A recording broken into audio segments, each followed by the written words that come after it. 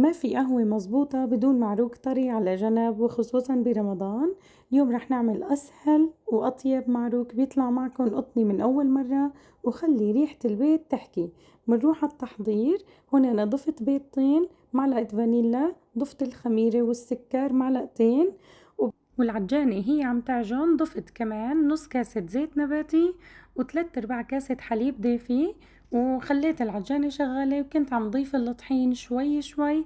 ضفت تقريبا 3 كاسات وعم راقب سماكة لهي المكونات عندي. أنا عم ضيف الطحين كنت عم راقب سماكة العجين، يعني احتجت 3 كاسات وربع طحين. وبالأخير حطيت معلقتين زبدة للتنعيم. أنا هون اخترت أشكله بهاي الطريقة، الأولاد عندي بيحبوا هيك شكله، بيفرحوا على منظره، ما بده لا رق ولا شوبك ولا شي، يعني طريقة طيبة وسهلة وسريعة. حشيته بجبنة موزاريلا، وبعدين بعد ما قطعته تركته يرتاح على جنب تقريبا شي 50 دقيقة. بعدين رجعت حطيته بالفرن.